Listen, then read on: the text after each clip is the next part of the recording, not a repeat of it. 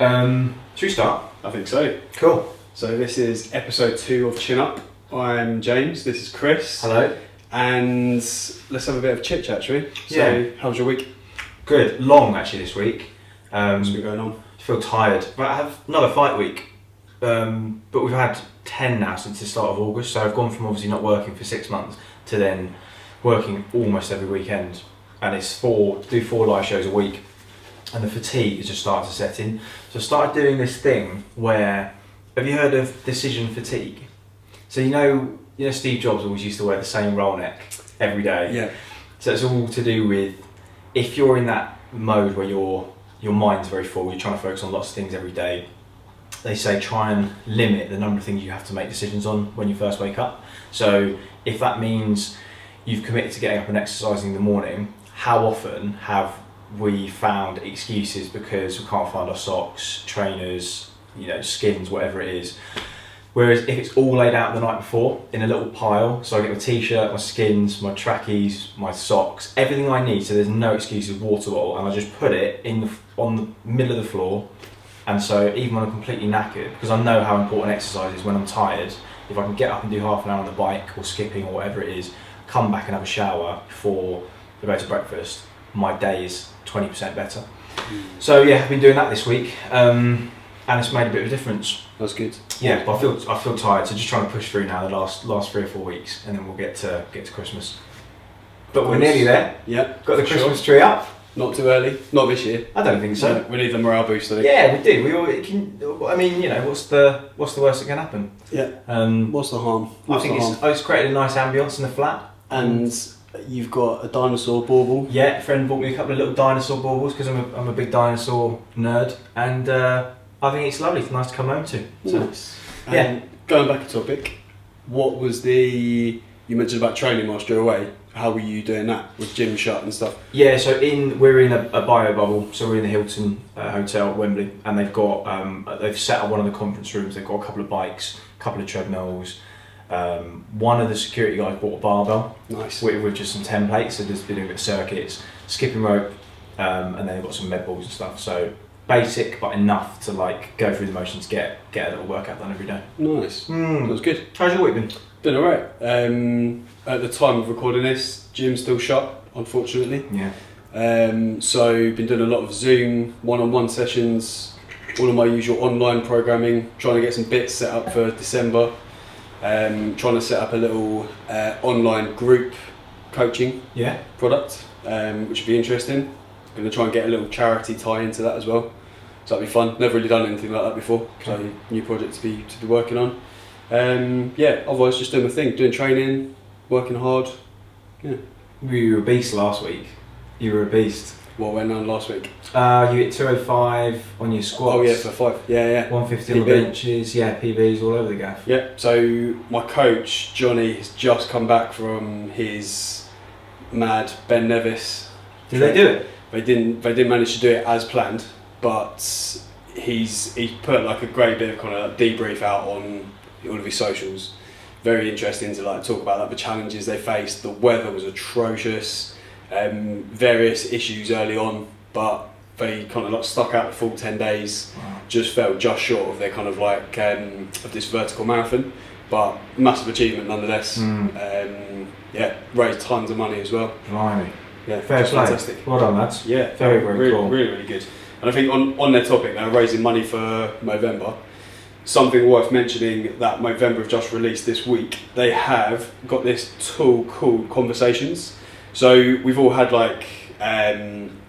perhaps topics that we thought are quite difficult to necessarily broach with your mates or especially men in your family. Typically, or men in your life, I should say. Typically, we find certain things quite difficult to talk about. This tool basically helps you talk about things that are particularly kind of topical at the moment. So stuff like unemployment, job uncertainty, work-life balance, mood changes, and it basically just helps you kind of just broach those conversations. Yeah. Having a proper chat. Definitely worth checking out.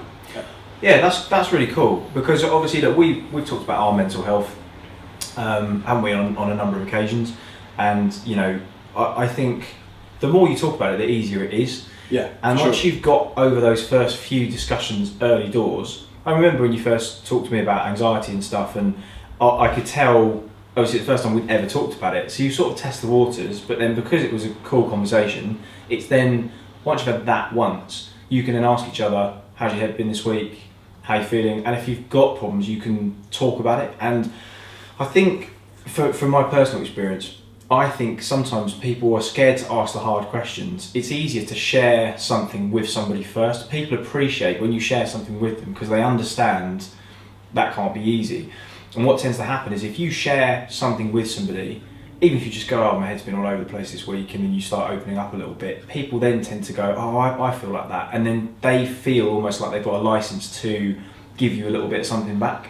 Yeah. To almost like share first sometimes is a good thing.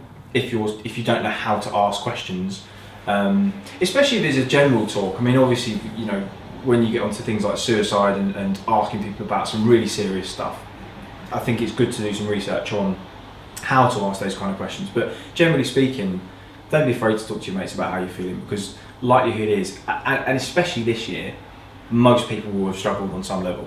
Yeah, for sure. Yeah, like how can you not? Yeah. Yeah. Yeah, especially financially. I mean, you think about you and I, you work in very specific industries, and they've both been affected hugely. And that is going to take a toll on your life, because when your finances are squeezed, you know, the thought of not being able to pay your bills at the end of the month, that causes pressure, it causes stress, it causes anxiety, and anxiety can lead to depression. We're all human. And so if ever there's an excuse, as if we needed one, to talk about these things, this is the year. Yeah, for sure, 100%. I think it's a very, very valuable thing to, if you are uncomfortable having those conversations with people, particularly, as I say, like the men in your life. Yeah. We're like notoriously bad for talking about how we feel. Yeah. Typically. But I mean, going back to, I think it was last year or perhaps a year before, I did a mental health first aid course, and pretty much the main crux of it is just having conversations and like breaking stigma. That kind of thing. None of it is necessarily about like, you're not going in to have a conversation with your mate to be like, right, Chris, let's like solve all your problems. It's not what it's about. No. And rather interestingly, one thing that I kind of never really thought about before, but apparently is a very, I suppose, like prevalent myth, is that a lot of people do think, oh, if I talk about suicide to my mate and I've got this fear that they are suicidal, by talking about it, that is going to drive them to suicide. It's the opposite, isn't it? It's completely based on the research. Yeah, exactly. So they're always worth having these kind of conversations. I've actually had that conversation, having lost, as you know, a very good friend to suicide just before really the narrative on mental health changed, sort of around 2016. Since then, there's one or two of my mates who I've looked at and thought, I bet you've been close to that edge at some point. And had a conversation and just asked, and both of them said yes, have been at some point. And the difference, what's I think interesting, is that you have to be able to make the separation between there's having suicidal thoughts and actually committing the act are two very different things, and they can often be quite a long way apart. Yeah. Sometimes it's just thinking, I can't see a way out, I don't know if I want to be here anymore. And so they go through that thought process, but actually then going from that to doing something about it is a long leap. So don't always be completely panicked when you hear that from your friend, and know that if they've told you that, as you say, that valve is now released. They've shared that problem with you, and so when they get to that point of desperation, you're actually more likely to now get a call which could solve all of those problems that would be caused from them doing something that they can never reverse. Yeah. And the other thing I will say on that is that with suicide, like you don't really take your pain away, you just pass it on to everybody else in your life, and nobody in the right state of mind would ever want to do that with their friends, their families. And there's always help, and people always care, no matter what you think, people always care. So talk, it's really, really good to talk. Absolutely. This week's pod topic, bit of a mouthful, aesthetics versus athletics. Here he is. Yeah, love it. So, as like an observation, I think that, again, probably mainly for us lads, maybe women as well, quite often we get into training first and foremost to look good. Yeah. I think like, maybe that's not the case 100% of the time, in fact it's definitely not, but for a lot of us I think the majority of the time we would start out whether we want to kind of look better to increase our confidence, be more attractive, whatever it might be. I think quite often that's the determining motivator. Do you kind of agree with that? Yeah, of course, yeah. And then I think like the further on people get in their training career, or interestingly age, the shift goes across more to kind of performance. I would say whether that's not necessarily performance in the traditional sense of the word, like just because you get older or become more experienced you don't want to go and run a marathon or be an athlete. Performance I think could encompass like the health side of things too. Yeah. So that's something you kind of like come across in your own training before? Yeah. Well, I'm 33 now, and my MO is to be as sort of pain-free as possible.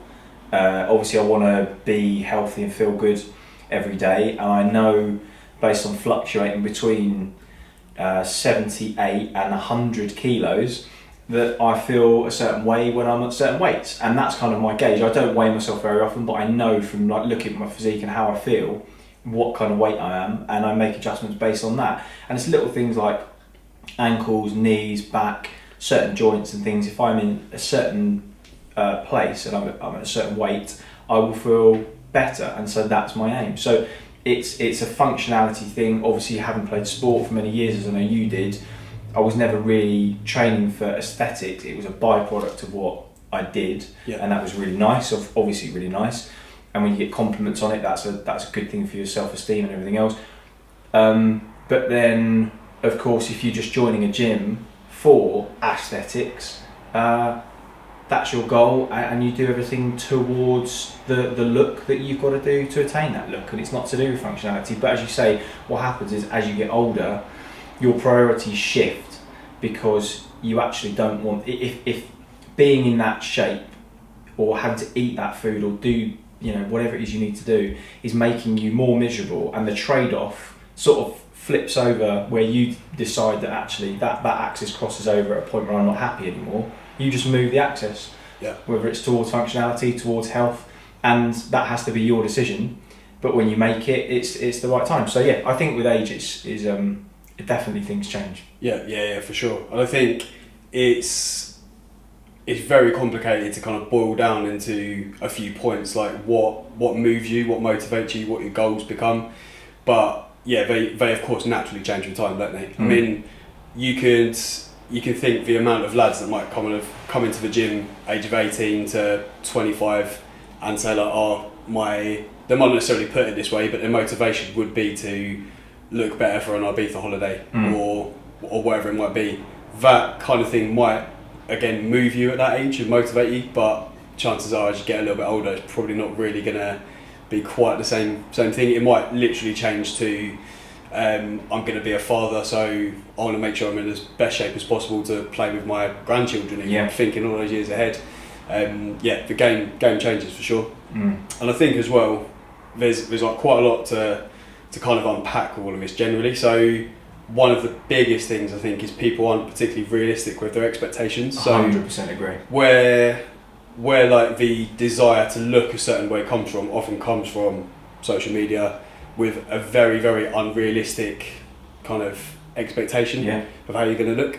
But the majority of the time, it is incredibly unrealistic, I think.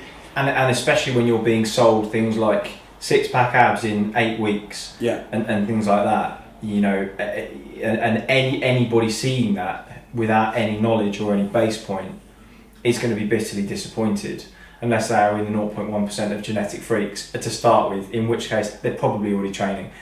And so, I think understanding the underpinnings of exercise as part of a lifestyle, not as like a 8 weeks to Ibiza or 8 weeks to look like Arnold Schwarzenegger in the 70s. You've got to understand that you have to build a long-term base, and that base is the underpinning of everything you do. You can't just suddenly tack on some biceps or suddenly get 6-pack abs. Like, there's a lot of things that have to go into this before you can think about all of those extraneous things, because otherwise, for the sake of maybe 10 years in your prime, your long-term health is going to suffer really, really badly if you haven't developed a strong base and everything else that should go with being healthy as well as just looking good. Yeah, for sure. And I think you brought up a very good point about, let's say if someone is in that kind of like genetic elite, so to speak, how they already have started training. I think sometimes we don't give enough credit for people look a certain way, not necessarily because of the way that they perhaps train, but where they've naturally gravitated themselves towards. Yeah.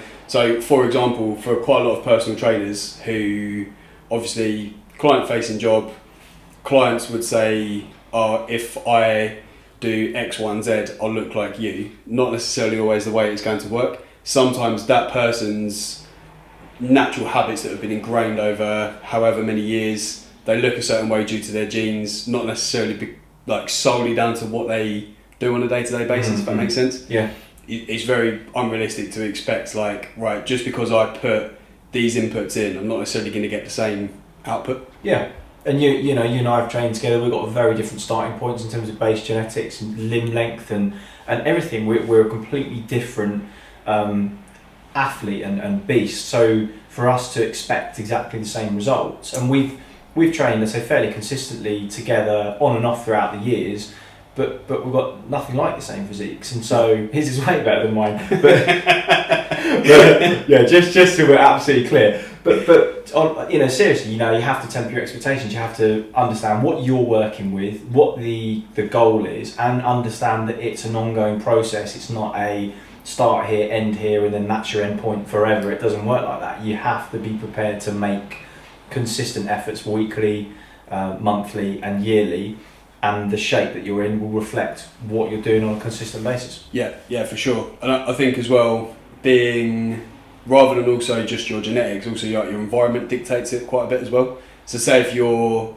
a young guy, single, doesn't work crazy hours, your ability to be able to attain a certain physique is going to be completely different to a single mum with 2 kids who wants to lose a little bit of weight. Yeah. The game is completely different. It's not even remotely in the same kind of ballpark. No, it's not. Energy, time to recover, time to eat the right foods and do things properly and prepare yourself, and mobility work every day, all that kind of stuff is time is on your side, isn't it? Yeah, for sure. Yeah. And I think as well, I don't know if you've had the same experience, kind of you've been around athletes a lot more than I have, and I think another thing that people fail to remember is that people don't look a certain way, i.e. their peak or in their prime, all the time. So, I mean, especially for you having had a lot of experience with boxers. Yeah. I mean, boxers will look $1 million for about 48 hours. Yeah. They weigh in and they actually look quite dry. They then rehydrate and they look, they've got kind of 7-8% body fat but they're full. But then 3 or 4 days later, they look quite fleshy and watery because that hydration's kicked in, the muscles have filled up again, they've expanded, and it's not a sustainable look. That same with bodybuilders, it's a similar kind of theory. Obviously, boxing is functional and performance based, but it's the same kind of thing. You get depleted and go down. You've done it for shoots. That's not a sustainable look. No way. And it's nice to know that you're in a position where if I said to you now, right, we've got to shoot in, 4 weeks, 6 weeks, 8 weeks, depending on the amount of time, what kind of condition you could get in. But you're at a base point where you could get in good condition within a few weeks of that. And so when, going back to your point about if you've got lads watching who want to get in shape for a holiday, that's fine. And in 8 weeks, you can actually turn a good physique into a really good physique by just being super strict and bringing your calories down and doing all the right things. But you have to have a base starting point. You can't go from no exercise to suddenly just thinking you can smash the gym 5 days a week for 8 weeks. Virtually nothing's going to happen to your physique in that time. No. So it's, yeah. I think as well, it's also knowing what you are actually capable of doing and what your adherence is going to be like as well. It's having had that experience. So it's not necessarily knowing about just what to do, it's also how to do it. Yeah. How to put it into place. I think we've all probably had that where you've tried perhaps dieting for the first time and then you cock it up, and then the next time is a little bit better. Cock up a bit more, but in a different way. And just like anything else, it evolves over time. Your approach changes. What you are happy to tolerate, perhaps as well. Yeah, because it can make you feel rubbish when you're in a calorie deficit. Exactly. And again, talking about this whole kind of topic of aesthetics versus athletics, if you're feeling terrible, you're probably not going to be performing at your best. It's all about trying to get that balance right in accordance with your goals. Yep. So if you are, say, I don't know, a bodybuilder or a physique athlete of some description, you probably are going to have a higher tolerance to feeling like crap. But if you are someone who's just like a quote unquote normie and just like goes about your day-to-day stuff, what's the point in tolerating feeling bad for the sake of having an extra % or 2 body fat? Yeah. It just doesn't quite kind of balance out the same. No. And going back to what we were talking about before, where these people who are perhaps in amazing shape, like physique athletes, that don't always look like that. Really interestingly, I went to visit a guy who opened his gym, how long ago was it? Probably like 4 or 5 years ago now. And he, at the time, was one of the best fitness models in the world. Really? Opened a gym and went to the gym opening, met this guy, and this isn't like a criticism of him at all, but he looks nothing like in the flesh how he looks in his Instagram feed. Just completely night and day different. Look like a normal bloke. But of course, when we're consuming his content, and again, this isn't a criticism of him at all, when we're consuming his content online, you're scrolling through the feed, none of his pictures look like how he normally looks. They of course all look, absolutely amazing. Not necessarily photoshopped or whatever, but he is completely peeled, dry. Only on those pictures are only on his best days, which are in the vast minority. Exactly. And you think, what would have happened? It's just the nature of the business, but it's up to us to perhaps be savvy to this. All he would have done was had his competitions, his photo shoots, had tons of photos taken. He's got his social media content for a year, rinse and repeat next year. That's literally just how it's gonna work. Yeah. How when you got down, you've done a couple of shoots, haven't you? Just the one. Oh, is it just the one? Yeah. So how long did it take for you to get down to the condition you were in? What was your plan? Well, what I did was I started out by myself, dieted down very slowly over a period of 6 months. Yeah. To get down to a point that I was pretty happy with maintaining. Then I enlisted the help of a coach to work with me for another 6 months to get me down to photo shoot shape. So a year of prep. Yeah, so a year net, if that's the right way of putting it. Yeah. Look fucking good though. Yeah, I was really pleased with how it came out, and the experience was amazing, but it definitely taught me a lot about what it takes to get that lean, which isn't even like bodybuilder lean. Yeah. I dread to think how I'd feel if I were to go that extra stage further. Yeah. And also what wider impact it would have as well. So in terms of kind of like your relationship with food, relationship with Frankie. Yeah, 100%. Yeah. So Frankie, my other half, it's difficult because you're obviously expecting. Well, let's go back a step. So when you're prepping for a shoot, there's probably some degree of necessity to have every decision you make daily has to be factored into the end kind of result on your look for the day. So if you want to go out for a meal, you need to think about where we're going, what am I going to eat. I need to make sure it doesn't take up too much time because I've got to get my steps in for the day, or my cardio, or my training session, or whatever. And it basically just turns you into a bit of a selfish prick for a period of time. And then, of course, if you've got an understanding partner or family or whoever is in your life at that time, that's obviously great, but they're only human. They're only about to tolerate it for so long.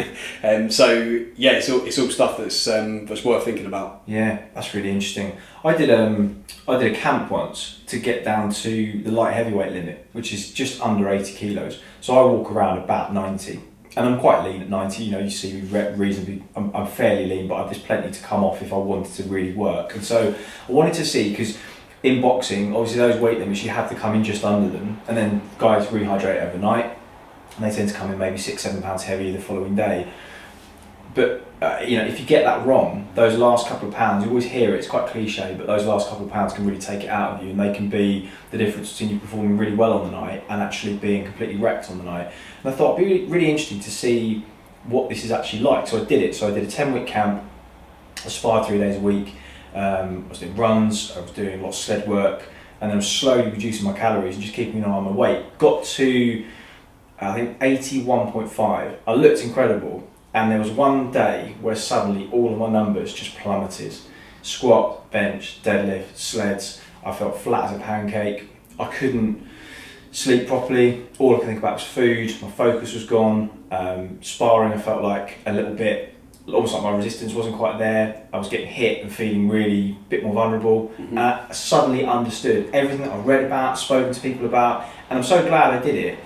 And I would have had another nearly 2 kilos to come off if I'd have done an actual fight. Okay, yeah, so you had to go a little bit further to... Yeah, and a lot of that last week is water weight, but of course you have to kind of take that water out in those last 48 hours. In the same time as you're doing all the media interviews, you've got to give your time to everybody. Obviously your immune system's low and you're open to pathogens. You're surrounded by loads of journos and people, and so that's when fighters tend to get ill during fight week. And the number of fighters that wake up on fight day with flu, with strange sort of respiratory disorders, and people always go, oh, it's a bit convenient, they get ill on fight day. It's highly inconvenient, and it's all to do with being right at the bottom of the tank.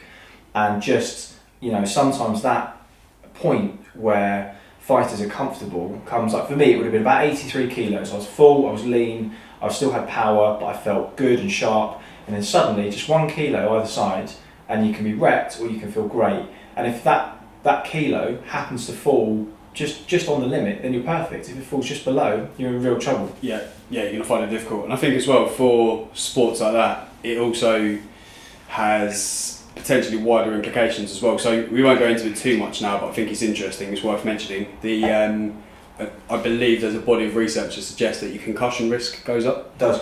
So that's obviously an enormous part, and I guess that's then down to whoever that athlete or boxer is working with in order to be able to do any sort of weight cut as safely as possible, minimising those risks. So it's one of those things, isn't it? I think a lot of times people would just think about, oh, it's only scale weight, but actually it can have really kind of quite wide-reaching implications. Yeah, 100%. Definitely worth thinking about. Yeah, definitely. And so just on the last point, it's often worth noting, you see people on the scales, whether you're a casual fan, you see Anthony Joshua on the scales, or some of those well-conditioned guys, just because they look incredible, it doesn't mean you're going to get a great performance the following day. No, for sure. I think there's a phrase, isn't there? Like, I think it's like looks right, flies right. It's not always the case. No. I mean, you think super heavyweight boxers, we were talking about strongman earlier. Yeah. Some of them, by traditional standards, don't look good. Like, they look incredibly unhealthy. Yeah, exactly. And I guess to a point, this is where, like, I guess we're perhaps going into another discussion, but is aiming for performance in some sports, so to be top of your game and the highest performer possible, is that even healthy in itself sometimes? You think, especially in things like strongman, perhaps like ultra endurance runners as well, like pushing their bodies to like absolute kind of like extremes.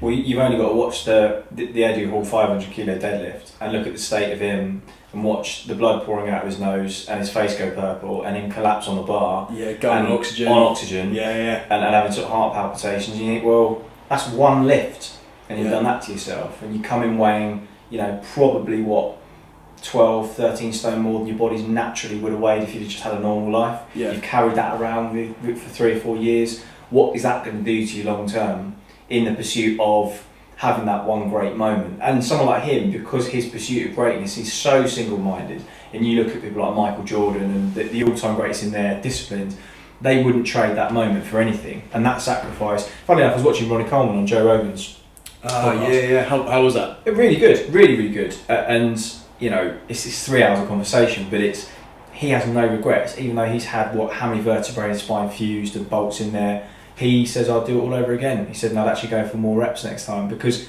that greatness and to be able to look back on that for him is worth the lack of mobility and everything that he has today. So you, like we said in the first episode, you make your own choice. You decide what you're willing to risk if you are going to take high risks, and then you have to be prepared to live with the consequences. Yeah. I think like sometimes the only issue I ever take with that is I think sometimes people don't recognise the enormity of the consequences. Agreed. That's when it becomes a real tricky issue, and I think that's why, like, I guess the problem is, like, in this day and age, you could caveat absolutely everything. You could say, like, right, you could do this, but you might not want to do this because X, Y, Z. Like, whether that's so, you could easily say someone comes into the gym and says, right, James, I want to loosen weight, I want to get a little bit fitter. You could, there are risks of losing weight. So like you could talk about the risk of like eating disorders going up. You could, and I must admit I'm not completely familiar about like the data and like how high that risk actually is, but it's a risk nonetheless. At what point do you say like the benefit of something else really outweighs those risks versus saying actually no, you shouldn't do this because there is that risk there present. But I mean, I guess like with someone like Ronnie, that is a real, I guess, extreme, isn't it? Like he was the top of his game for how many years? Yeah, 8-9 years, maybe longer. Yeah. So I guess we are talking about a bit of a different beast, but interesting nonetheless. Yeah. So I'll tell you what, let's now talk a little bit about, I would assume that the majority of people probably want to go somewhere in the middle between the aesthetic and athletic kind of like, should we call it like spectrum? Yep. So I reckon a good place to start will be to talk about perhaps, we've spoken quite a lot about training, let's talk a bit about the nutrition side of things. So if someone is looking for a blend between, I want it to look good but also to perform well, I'd say like the majority of the time people need to eat somewhere around like a maintenance calorie intake. So we know that you're probably not going to be performing at the top of your game if you are eating bugger all in order to get into a calorie deficit. You're not going to have the fuel there, you're not going to be able to recover well, you're not going to feel particularly good, which doesn't go hand in hand with performing well. Yeah. So I think the majority of the time people need to be spending time in a bit of a calorie surplus, at least calorie maintenance, to be able to kind of cover the costs of our activity, so to speak. Yeah, and I don't think that the majority of people necessarily realise how much you have to eat. Yeah, for sure. You have to eat quite a lot, and I think if you laid it out in front of people, most people will be surprised that they're probably not eating anywhere near enough what they need to be in order to, you know, like you say, be in that surplus. And there's a difference in being in the surplus because you're binging on, you know, shit food, and actually eating reasonably good food and enough of it to, as you say, give you the fuel you need, enable you to recover. Yeah. Or just on a daily basis. Yeah, definitely. I think a lot of the times people's eating pattern often ends up being maybe less so at the moment because like socialising's that little bit more difficult. So you're less likely to go out on the weekends and drink a lot, eat a lot, whatever it might be. But let's say like typically, quite often people's weekly pattern of eating would be comparatively little during the week, with quite a big overfeeding at the weekend, and then rinse and repeat again. But the problem is that your dietary intake is going to have some sort of acute effect. So even though it might add up to being enough calories over the course of the week, if you've got a particularly hard training day on, I don't know, a Wednesday, but because of your dietary behaviour on Saturday, Sunday, on Monday and Tuesday, you've barely eaten anything, your session on Wednesday isn't going to be particularly well fueled. And that's one of the things we discussed a long time ago, and I know at the moment probably your hardest session in the gym is on the Monday, because you're doing your sort of main double sessions, squats, and of course. And I know if I've got big sessions planned that are going to be kind of heavier loading or, you know, sort of full body that are going to require calories, I'll eat big that day, and I'll eat big the day before as well. And if you know you're going to have a rest day and you want to do anything like fasting, or you want to lower your calories or whatever, that's the day to do it. Yeah, for sure. It's it's interesting. I think a lot of the time people just don't quite take that into account. And then what often also happens is, let's say someone has attained a six-pack, let's just say that, so they've got down to low level body fat, and then they've then got to try and eat some more in order to actually perform, but they get so terrified of getting fat, and that's what is going to always hold them back. So the amount of people I know who are stuck at the same lifts, the same level of performance, can't seem to gain any muscle, is quite often because they literally just want to hold on to their leanness, but actually letting it go a little bit is probably going to be of their long-term benefit. And let's be brutally honest, if you're bothered about aesthetics and you want to do it during the period of the year where you're going to cover up more, people aren't going to see you as much, you're not going to be walking around with your shirt off, start in September, because the summer's finished. You have 6-7 months before, if you want to do a little mini cut and get in good shape for the summer, and you want to feel more confident when the sun's out, then you can do that, you know, sort of starting like March, April, so you're ready sort of June, July when it gets warmer. But you can put some really good investment in. That was what the athletic cycle was. You'd finish your last races end of August, early September at the latest. You go straight into winter training and you get your calories in. You're doing hard runs, you're doing longer runs, you're burning a lot more calories. And then you start to taper down as February hits, you start to do more speed work. And your calories come in as a result because you want to be light and fast when you're racing. And again, it's not sustainable because you get to a point where you burn out and you need to go back into that winter sort of cycle again, let your body expand, do the strength work, build yourself up. And I feel like that's a solid cycle for anybody, even if you're just training for aesthetics and there's no performance element at all. Do that bulk of your strength stuff and your eating over the winter when it gets a little bit colder. Yeah. And I guess even if you are purely training for aesthetics, I guess there still is quite a large degree of performance focus in there somewhere, purely because if you do want to get a better physique, you are having to aim to get stronger in the gym. It's just maybe not performance in the traditional sense. Like, you're not going to go out and run like a marathon, but you still need to perform well in the gym. That requires energy, requires you eating right. Yeah. Here's the honest truth. So, some of the people with the best physiques in the world are the 100-meter runners. Like, if you for Safa Powell walked in a pair of shorts into any room, 98% of blokes go, I want to look like that. But the truth is, he's not doing bicep curls all day. He's not on a tricep push down regime. He's doing power cleans. He's doing squats. He's on the track. He's doing his runs. Okay, yeah, he's a genetic beast. And again, we have to acknowledge that his starting point is a lot higher than most of the planet. But the point is that the number of people I know who have all the best physiques, yet they're not doing any of the beach weight stuff. It's all functional power training. You're pushing heavy stuff. You're pulling heavy stuff. You're doing all of your core lifts and your fundamental, and everything else comes together, provided you're eating right and you're consistent. But I think what guys don't understand is they think, you guys are, how do I get good arms? How do I get a good chest? It's not really about that. Like, your body is one full organism, and if you're not using it as one, and you're just thinking about individual, but don't get me wrong, the assistant stuff has got its place. But if all the other basics aren't in place first, you can kind of forget all the other stuff. You'll only ever get to a certain level, and you know that to be true. I know that to be true, and for me, it's about building that base. It's boring. Those things are the hardest.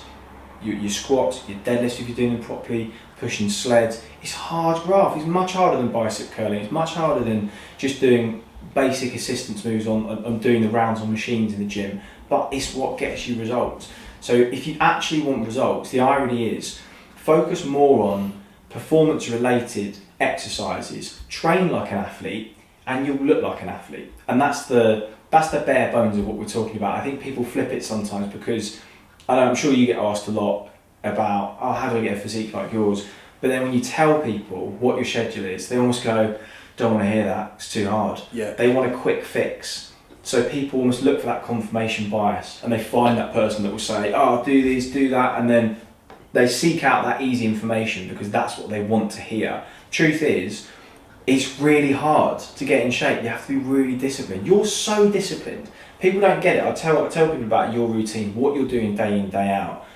And I think if people understood and actually saw it, they would realise that there's no shortcut. It doesn't matter. You could be on as much gear as you wanted. You could do this, you could do that. It's no substitute for doing the right things consistently and not swerving the hard graft. Yeah, for sure. And I think within that, you have to learn to love the process as well. Yeah, you have to. So I couldn't even tell you if that's something conscious that I've done, or whether it's a product of just like how I've refined things over the years, or even just whether it's because like I invest into my training, like I pay for a coach.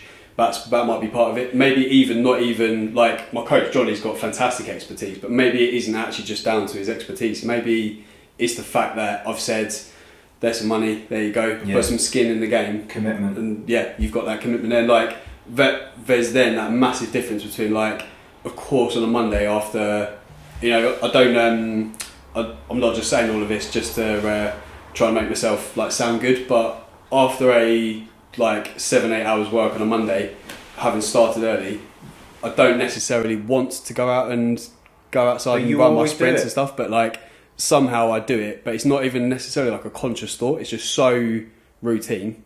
And I think that is like the secret. You get it habitual, you get it as part of your routine, and you just do it anyway. Yeah, you are also, to be fair to you, mentally very, very strong, and you're very consistent. I haven't seen many people as sort of with a will like yours in your training. You're able to push yourself to places that no one else I've trained has been able to go to that place, and that is something that is unique to you, and that is, I do feel like that's a gift to some extent. You've worked on a lot, and your planning is exceptional, your research is exceptional, your attention to detail and technique is exceptional, but within you, and whether it's just like you've got high tolerance to like lactic threshold, you've got great endurance, you've got great natural strength, which you've obviously worked on, but you've also got mental strength, where there have been sessions where so the camera cut out while I was bigging James up, so I'm going to start again. I was basically saying, one of the things about you, your mental strength is exceptional, and that's I think one of your key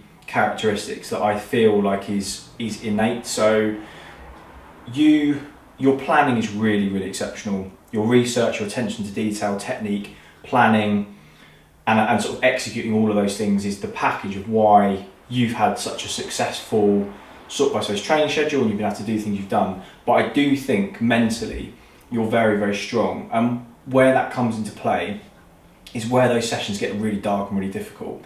You just seem to be able to keep going. And I know, because we've trained together and done some disgusting sessions where I've completely fallen apart and got off the edge of the cliff, yet you have just been able to keep it together. And that for me is a sign that you have something a little bit special. And I think some people will have that, or they haven't. And it's not a massive concern if you don't have it. I think you're just lucky if you do. But I do think people's ability to actually take themselves to that place that you go to on a regular basis every week is quite rare. And if you can go there, it's that little place where you really get results. And I know, like these days, I just can't go there very often. I've battered myself for years as a 400 metre runner, took myself to that place on a weekly basis. My body was far more resilient, my mind was far more resilient, and I'm genuine, I'm happy to admit it doesn't bother me at all. I don't have that anymore, and it's just almost like it's been beaten out of me. And I've got to that point where I started at 15, by 25, 26, I was like, I just feel tired, and I'm happy to almost just go through the motions. If I have a good day and I feel mentally good and my body feels good, I'll have a big session. But the rest of the time, I just tick over, and that's cool. Whereas you are still going at that level, and whether, I don't know what your drop-off point would be, whether you're 45 or 55, you might still be going when you're 80. I don't know. Based on this, there's no slowing you down. Mature Olympics. Yeah, yeah, the ultra veterans, like a 100-year-old doing that 100 metres in 80 seconds. But yeah, at some point things might change for you. But I do think for anybody that is going to perform at the elite level, that mental strength is one box that just has to be ticked. It just has to be ticked. Yeah, I think it's interesting because as a kid, certainly by the time I got to like secondary school age, so like 11, 12, for some reason, I've really like enjoyed doing sport, even though I wasn't very good at it. And I was quite like aware I wasn't particularly good at it. But one thing that I could always work upon was, so even though, you know, like some kids have just got like naturally really good hand-eye coordination. Yeah. This guy. That's something I just didn't particularly have, right. But I always remember seeming to be able to like have more control over, be able to work at improving like your fitness, and then... So you like the challenge and the process? Massively, because I kind of like, even the stuff that I do now, like I'm really flattered when people say like, oh, I don't know how you do it, how are you so good at running, squatting, whatever. In the grand scheme of things, I'm actually still nowhere near elite level, but like I don't really care, like it is the honest truth. And it's like, yeah, it is the challenge and the training that I really enjoy. It's not actually necessarily so much the end point on the journey that I enjoy. I just love the process, love training hard, pushing myself, and I think a lot of people are the same as well. Yeah, I think you have to make it something that you enjoy. So if you enjoy working out, getting results, whether they're, as you say, performance-based because you're logging things and you want to beat a certain target in a certain amount of time, or you want to look a certain way and you're seeing your body improve and getting closer to that goal, and you tying that enjoyment with the exercise that you're doing and the endorphins you get, and maybe it improves your sleep and your mood and everything else, well, enjoy that process. Don't see it as an end target, and if I don't get to that end target, I won't be happy. Just enjoy doing that thing as part of your life, and that's what I feel where certainly both of us have had that success, is that we've enjoyed the process. Yeah, absolutely. Yeah. I think that's such a good point, where I can put myself in this category as well. I know so many people who've, especially physique goals, who've had a physique goal, attains that physique goal, and then quite often one of two things happen. One, they are not actually satisfied when they get to that end goal, which is a problem in itself. And two, they, once they've actually achieved that goal, it kind of feels like a bit empty, like, oh shit, what do I do next now? Where do I take this on from here? Both are very problematic. However, if you actually fall in love with the process of it all, it's a completely different story. You are probably going to, that kind of getting that goal is just a side effect of doing what you're doing anyway. And I think that's a really important thing. And you ever heard of this guy called Alex Viada? No. Before? So he is pretty big in like you'd call it like the hybrid athlete world. So people who are interested in being big, strong, fit, fast, like very kind of like multi-modality of exercise. Like what you're doing at the moment. Exactly. And he said someone did a Q&A for him. I'm trying to think what the actual question was. I think it was something like, what do you think of the 666 challenge, which is the thing I'm training for? Yeah. So it's a sub 6 minute mile, 600 pound squat, 600 pound deadlift. And his answer was, really at the end of the day, all they are just arbitrary targets. And if you break each one down, you've got a 600 pound deadlift is strong, but it's not that strong. A 600 pound squat is pretty damn good, to be fair. And a sub 6 minute mile, even like there are children who can do that. None of them in isolation are actually like that good. But it's not about the isolation. Of course, exactly. It's not about like, yes, he is absolutely right. It's completely arbitrary. It's just got a cool sounding name. But it's all about like how you get there. And hats off to anyone who actually is willing to go through the process to get there. I think that's the important thing. Yeah, it is. And it's a very, very narrow window between having to do all of those things simultaneously. You wouldn't, for example, be able to break the pole vault and the shot put world record in the same day. No.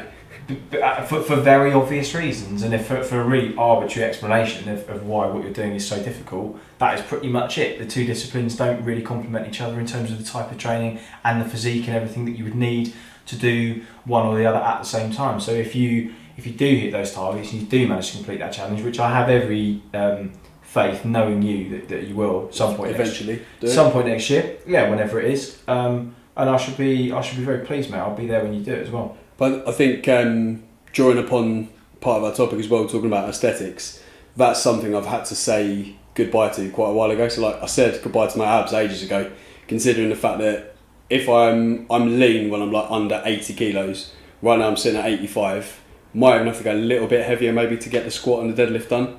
It's not necessarily to say that like you have to let yourself get like, put on tons of body fat in order to get strong, but it's certainly going to make a difference. It's no coincidence that heavier people in heavier weight categories in powerlifting can lift more than ones in lighter.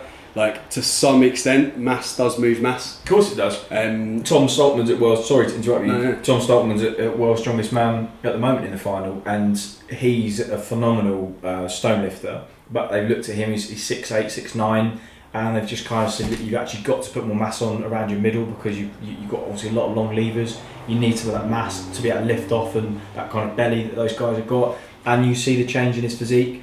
And he was an aesthetic. I mean, for a guy of 6'9" and I guess probably 170 kilos, he was a hell of a good physique. Yeah, I remember seeing him at that Giants live event. Like, he had like a full set of abs on him. Oh, unbelievable! It was crazy. For a guy of his size, it's about as good as you're going to look. But now his physique is aesthetically nowhere near as good as it was because he's got more of a belly and he's a bit thicker around the middle. But in terms of performance, he's the strongest he's ever been. He's moving things quicker than he's ever moved them. And that is case in point. He's forgone one for the other and he's performing at a high level. And as we currently speak, he's in World's Strongest Man final in a really good position. Yeah, for sure.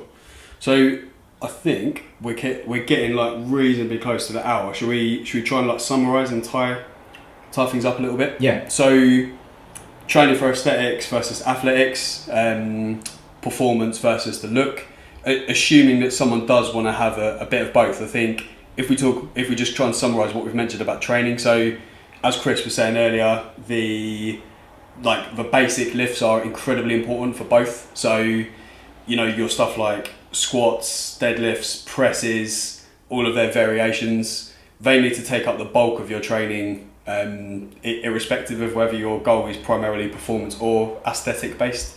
And it may just be that, you know what, you might have, if your goals kind of fall more towards the aesthetic end of the spectrum, you might need to put into more stuff like bicep curls or like whatever body parts might be a little bit kind of weaker. There's nothing wrong if you want to bring up certain body parts and you want to do some circuits for your arms or more sort of abs and core stuff, whatever it is, but they have to be of secondary priority. Yeah.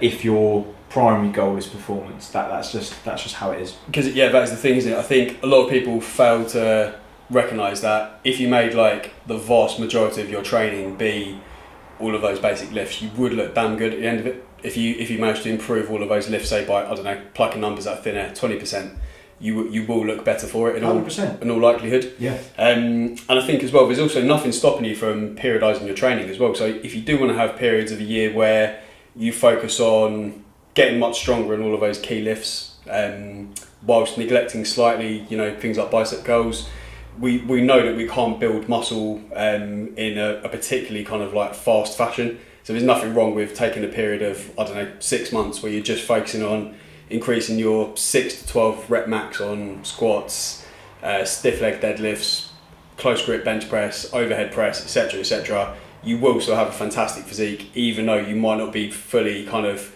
focused on chasing an arm pump at the end of your session. It's still all going to be kind of putting you in the right direction. Yeah.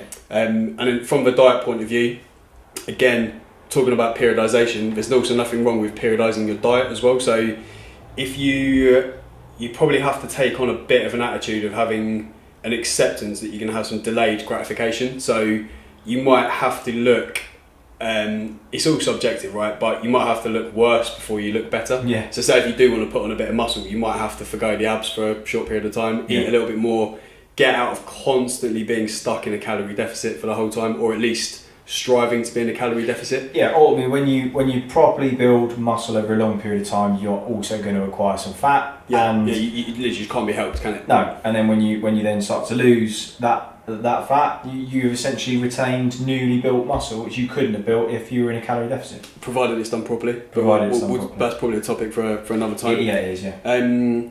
So I think that's pretty much it in a nutshell, isn't it? Good stuff, mate. Well, Merry Early Christmas. Very nice. It is. We'll do another one of these next week, shall we? Absolutely. So yeah, I think we're hoping on getting some guests in, aren't we, for the next few? We are. We're going to speak to a good friend of mine, Radzi Chinyanganya, who you will recognise off the telly. Does a lot of presenting for the BBC. He, in his sort of heyday, so he presented Blue Peter for the last 6 or 7 years. Won Gladiator, completed Ninja Warrior. He's a real athlete, and he was on GB Bob Skeleton podium squad in 2011. I didn't know he did Ninja Warrior. Yeah, that's cool. Mate, completed really Ninja cool. Warrior, and that was only a couple of years ago too. So he's still in good shape. I think he's 34 now. So going to talk to him about adaptations to various different types of athletic discipline. He's done some really awesome stuff for Blue Peter in terms of extreme challenges. And so yeah, we're going to talk about his training methods, preparation over the years, and all that kind of stuff. So that'll be a really, really good episode. So we'll get him on the phone, hopefully in the next couple of episodes. Brilliant, cool. So that's episode 2 of Chin Up. See you next time. Cheers.